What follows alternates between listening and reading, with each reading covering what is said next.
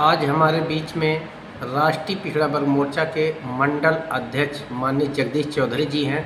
Sir, मैं आपसे जानना चाहता हूं कि आज से 40 से 50 वर्ष पहले पिछड़ा वर्ग बिल्कुल पढ़ा लिखा नहीं था। यहाँ तक कि अगर परसेंटेज में देखा जाए तो 1% भी शिक्षा में उनकी भागीदारी नहीं थी।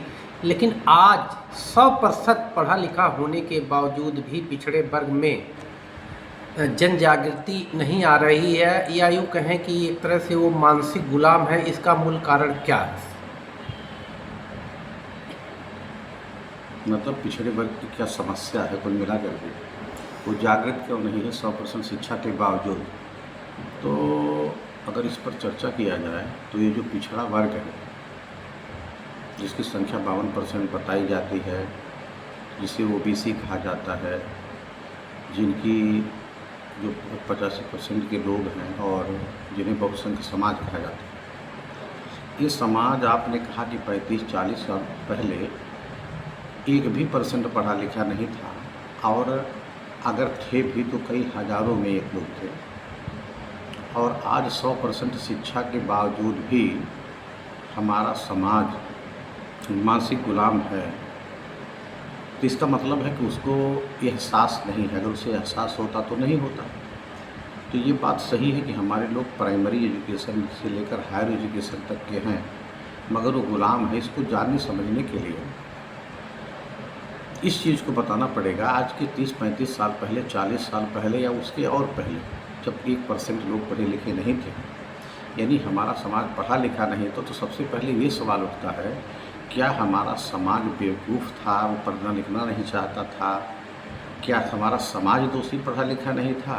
तो जब इसका विश्लेषण करते हैं, इतिहास को सही तरीके से स्टडी करते हैं, तो पता चलता है कि हमारा समाज भी 1% ऐसा नहीं था कि उसकी गलती थी। पढ़ा लिखा ना होने के कारण जो ये 3.5% के ब्राह्मण वर्ग हैं, जो विदेशी हैं, डीएनए टेस्ट के आधार पर विदेशी हैं, सामाजिक आधार पर विदेशी हैं, ऐतिहासिक आधार पर विदेशी हैं, विज्ञान के आधार पर विदेशी हैं, जिसे निर्विवाद और निर्णायक रूप से कहा जा सकता है कि ये विदेशी लोग हैं। इन्होंने हमारे लोगों को गुलाम बनाया। तो सबसे पहले इन्होंने जाति का निर्माण किया, अलग अलग कामों में बांटा, डिवाइड कर दिया। तो बहुसंख्य समाज जब छोटे छोटे टुकड़े में हो जाता है, तो एक सिद्धांत है दुनिया का, अल्पसंख्य समाज उस पर राज करता है। तो उन्होंने हमारी सामाजिक व्यवस्था, आर्थिक व्यवस्था, सांस्कृतिक व्यवस्था, शैक्षणिक व्यवस्था, धार्मिक व्यवस्था, राजनीतिक व्यवस्था, सारी व्यवस्थाओं पर कब्जा किया। साथ ही साथ उन्होंने हमारे लोगों को पढ़ने लिखने के अधिकार से वंचित किया। मगर आज के 30-40 साल पहले 1% हमारा आदमी पढ़ा लिखा नहीं था, मगर जब पढ़ने लिखने की सोच हमारे कुछ पुरखों में जगी और हमारे कुछ पुरखे अपने कुछ बच्चों को जब स्कूल में भेजना शुरू किए, तो जो ब्राह्मण वर्ग था वो हमारे घरों में आता था, हमारे पुरखे के पास आता था, हमारे बाप दादा के पास आता था और उससे कहता था कि आप बहुत बड़ा अधर्म कर रहे हैं। केवल अधर्म नहीं कर रहे हैं, बहुत बड़ा अधर्म कर रहे हैं। तो हमारा आदमी चौंक जाता था, पूछता था ये कौन सा अधर्म है? पढ़ना अधर्म है? वो कहता बिल्कुल अधर्म है। वो कहता था कि जो जाति व्यवस्था है, इसको भगवान ने बनाया, और अगर भगवान ने जाति व्यवस्था बनाया तो इसका मतलब है उसी जाति में रह के जो कर्म दिया गया है, उसी कर्म को अगर ईमानदारी से करोगे, जाति में बने रहोगे, कर्म को ईमानदारी से करोगे, तो ऐसा हो सकता है तुम अगले जन्म में ऊंची जाति में पैदा हो जाओ। और अगर अदर कोई कर्म करते हो, या जो ब्राह्मणों का कार्य है, अगर उसके लिए तुम अपनी लड़की को भेजोगे तो इतना नरक हो जाएगा कि तुम्हारी 7 पीढ़ियाँ नरक में हो जाएंगी। ऐसा कहने से हमारे लोगों के अंदर एक ऐसा मनोविज्ञान पैदा होता था, हमारा आदमी डाइवर्ट हो जाता था और इतना डरता था कि वो पढ़ाने से बैक होता था। इसका मतलब हुआ कि संविधान लागू होने के पहले, संविधान 26 जनवरी 1950 को लागू हुआ, इसके पहले अंग्रेज़ थे और इसके पहले ब्राह्मणी व्यवस्था तो थी ही, मगर आज भी व्यवस्था है। तो उस समय क्या था कि जो ब्राह्मण वर्ग, जो मनुवादी लोग हमारे लोगों के अगवाड़े पर लात मार करके, यानी पिछड़े लोगों के अगवाड़े पर लात मार करके शिक्षा से वंचित करते थे, तो जब संविधान लागू हुआ तब उन्होंने सोचा कि अब इन लोगों को शिक्षा से वंचित करना है, क्योंकि अगर ये शिक्षित हो गए, अगर इनको जानकारी हो गई, अपने महापुरुषों के बारे में, इतिहास के बारे में, विरासत के बारे में जानकारी हुई, तो एक न एक दिन हम नीचे चले जाएंगे, हमारी व्यवस्था टूट जाएगी, जिसके लिए कुछ करना होगा। तब उन्होंने पिछड़ों के पिछवाड़े पर लात मारने का प्लान बनाया। अब पिछड़ों के अगवाड़े पर लात मारने का मतलब क्या होता है, ये भी समझना जरूरी है। संविधान लागू होने के पहले मैंने एक उदाहरण दिया, अगवाड़े पर लात मार करके मतलब हमारे पुरखों को डायरेक्ट समझा के, उन्हें डर दिखा के कि तुम्हारा अगर जन्म खराब हो जाएगा, तो हमारे लोग अपने बच्चों को पढ़ने से रोक लेते थे। इसलिए हमारा समाज शिक्षा से वंचित था, यानी कि हमारे लोगों के घर आकर हमारे लोगों के अगवाड़े पर लात मारकर, आगे से लात मार करके शिक्षा पे वंचित किए। मगर संविधान लागू हो गया, हमारे लोग जब धीरे धीरे जागृत होने लगे, तब उन लोगों ने सोचा कि अगर संविधान लागू हुआ, तो अब संविधान लागू हो गया तो जो पिछड़ा वर्ग है, समय लग सकता है, ये जागृत हो जाएगा, हम इसे रोक नहीं सकते। तो प्राइमरी से लेकर हायर एजुकेशन तक ले सकता है, देश के सारे पदों पर जा सकता है। तो इसके लिए हमें कुछ करना होगा, क्योंकि अब हम आगे से लात मारना शुरू कर देंगे तो लड़ाई लड़ेगा, क्योंकि इसके अंदर थोड़ी थोड़ी जागृति आ गई है।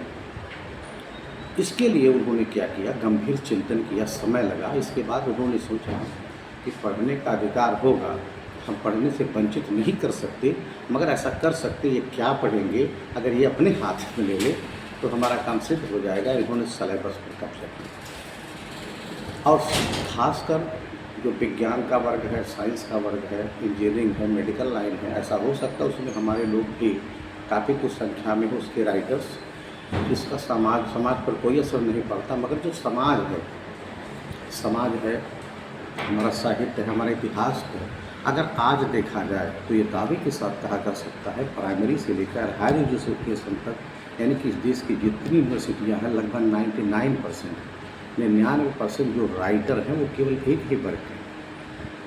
तो उन्होंने क्या किया, उन्होंने ये किया कि जो लिखेंगे वही लोग पढ़ेंगे। तो उन्होंने लिखने में क्या किया, हमारे जो बहुत सारे महापुरुष हैं हमारे समाज के, सारे महापुरुषों पर पर्दा खींच दिया, उसे आड़ में कर दिया, और जो हमारे वास्तविक दुश्मन हैं उन्हें हमारा महापुरुष बताया। और इसका मतलब हुआ कि हम और हमारे लोग, पढ़े लिखे लोग, लगभग 95% ऐसे लोग हैं, अगर सही बात को कह दिया जाए तो उन्हें तकलीफ होगा, वो दुश्मन के महापुरुष हैं, अपना महापुरुष समझते हैं। जैसे हम अपने बाप को बाप ना कहें और दूसरे के बाप को बाप कहें, इसका भी बड़ा लंबा विश्लेषण हो सकता है, समय ज़्यादा लगेगा। मगर मेरा कहने का मतलब ये है कि अपनी विरासत की जानकारी हमारे लोगों को नहीं है। तो कुल मिला के उन्होंने जब सिलेबस पर कब्जा किया, तो इसका मतलब हुआ कि पिछड़ों के पिछवाड़े पर लात मार करके उन्हें गुलाम बनाना। तो आज भी 99% हमारा समाज इस देश का गुलाम बना हुआ है, जबकि हमारे समाज का 100% शिक्षा है, और प्राइमरी एजुकेशन से लेकर हायर एजुकेशन तक के लोग हैं। और यही नहीं, इस देश का कोई पद ऐसा नहीं है, कम जाति हो सकता लोग पहुँच चुके हैं, मगर सारे के सारे लोग गुलाम हैं। और सारी व्यवस्था के जो रूलिंग क्लास है, राजनीतिक, आर्थिक, सामाजिक, धार्मिक, जितने भी क्षेत्र हैं, सारे के सारे रूलिंग क्लास अर्थात सारे के सारे डिपार्टमेंटों के हेड ऑफ डिपार्टमेंट एक ही वर्ग के लोग हैं। उसका यही कारण है, इसको जानने समझने के हमारा पढ़ा लिखा 100% समाज है, यही कारण है कि वो गुलाम है, उसे अपने दोस्त दुश्मन का पहचान नहीं है। कभी कभी हमारे जागृत लोग एक बात कहते हैं, कुछ लोग बात कहते हैं कि जो ये पढ़ा लिखा समाज है कि उसका दोष है, कमी है, मगर हमसे अगर पूछा जाए तो हम उसकी कमी को थोड़ा मान सकते हैं, मगर बहुत ज़्यादा कमी उसकी नहीं है। क्योंकि उसकी कमी इसलिए नहीं है क्योंकि जो सिलेबस की पढ़ाई है, उस सिलेबस की पढ़ाई का कंडीशन ये है, उसके सामने नहीं है, इसलिए उसे जानकारी नहीं हुई। इसको जानने समझने के लिए हमें अपने इतिहास को जानना है, हमें अपने इतिहास को जानना होगा, क्योंकि हमारा जो इतिहास हो हमारी विरासत है, और हमारी विरासत में हमारे महापुरुष हैं। और विरासत ही मान सम्मान और स्वाभिमान होता है, और हमारी विरासत ही बौद्धिक पूंजी होती है। और मान और सम्मान, स्वाभिमान, ये तीनों अगर किसी इंसान से माइनस कर दो तो गुलाम हो जाता है, पूरी दुनिया का सिद्धांत है। तो मान सम्मान स्वाभिमान न रहने से हमारा आदमी गुलाम है। इस चीज़ को जानने समझने के लिए हमें अपने इतिहास की जानकारी करनी होगी, क्योंकि हमारे इतिहास में ही महापुरुष, हमारे महापुरुष हैं। जब हमें अपने इतिहास की जानकारी होगी तो हमें अपने महापुरुषों के बारे में जानकारी होगी। तो महापुरुषों के बारे में जानकारी होगी तो हमें उनकी विचारधारा के बारे में जानकारी होगी, तो विचारधारा के बारे में जानकारी होगी तो ही वैचारिक परिवर्तन होगा। और जब वैचारिक परिवर्तन होगा तभी हमारे आचरण में परिवर्तन होगा, अर्थात हमारा आचरण बदलेगा। हमारे समाज के महामानव राजऋषि छत्रपति साहू जी महाराज जो आरक्षण की जनक कहे जाते हैं, कहते हैं कि जो व्यक्ति अपना इतिहास नहीं जानता वह वर्तमान की समीक्षा नहीं कर सकता, और जो वर्तमान की समीक्षा नहीं कर सकता वो अपने उज्ज्वल भविष्य का निर्माण नहीं कर सकता। इसका मतलब हुआ यदि हमको या पिछड़े वर्ग को अपने उज्ज्वल भविष्य का निर्माण करना है तो हमें अपने इतिहास को जानना एवं समझना जरूरी है। और इसी क्रम में बाबा साहब डॉक्टर B.R. अम्बेडकर कहते हैं कि विचार में परिवर्तन किए बगैर आचरण परिवर्तन नहीं हो सकता। इसका मतलब हुआ अगर हमें अपने आचरण में परिवर्तन लाना है तो विचार में परिवर्तन होगा, अर्थात सोच को बदलना होगा। इसलिए कहा गया है कि सोच बदल दो तो सितारे बदल जाएंगे, नज़र बदल दो तो नज़ारे बदल जाएंगे। कश्ती बदलने की ज़रूरत नहीं है, कश्ती का मतलब नाव जो पानी में चलता है उसे बदलने की ज़रूरत नहीं है, दिशा बदल दो तो किनारे बदल जाएंगे। तो इस तरह से साथियों हमको अपने मान सम्मान और स्वाभिमान को जानने समझने के लिए हमें अपने इतिहास को जानना एवं समझना जरूरी है। यही कारण है कि हमारा आदमी गुलाम है, मानसिक गुलाम है। जो गुलामी होती है, स्लेवरी, ये दो तरह की होती है। एक मानसिक गुलामी होती है, दूसरी शारीरिक गुलामी होती है। शारीरिक गुलामी 8 से 12 घंटे की होती है, परंतु मानसिक गुलामी ये 24 घंटे की होती है, 24 आवर्स की होती है। इसका मतलब हुआ कि मानसिक गुलामी शारीरिक गुलामी से ज़्यादा खतरनाक है, और गुलामी ही हमारी सबसे बड़ी समस्या है, आज़ादी हमारा सबसे बड़ा समाधान। मगर उस समाधान के लिए, आज़ादी प्राप्त करने के लिए सबसे पहले हमें दोस्त और दुश्मन की पहचान करनी होगी, हमें जागृत होना होगा, व्यवस्था परिवर्तन करना होगा। मगर व्यवस्था परिवर्तन के लिए पूर्व शर्त है व्यवस्था की जानकारी होगी। जो व्यवस्था चली आ रही है इसकी जानकारी होगा, इसकी होना, और ये जानकारी हमें तभी होगी। और जानकारी के बाद डिफरेंस या एक तरह से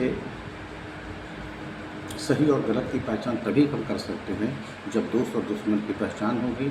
इसके लिए हमें अपने इतिहास को जानना समझना जरूरी है, और जब तक ऐसा नहीं होगा तब तक हमारा ओबीसी जागृत नहीं होगा। मगर ऐसा नहीं है, क्रम चल रहा है, जागृति चल रही है, और वास्तव में समाज का, देश का सबसे बड़ा जो कठिन कार्य है कि बहुत कठिन कार्य है, इतना कठिन कार्य कोई है ही नहीं, क्योंकि हज़ारों साल की गुलामी है। और हज़ारों साल की गुलामी बहुत लोग समझते हैं साल 2 साल 10 साल में ख़त्म कर दिया जाए, ये संभव नहीं है।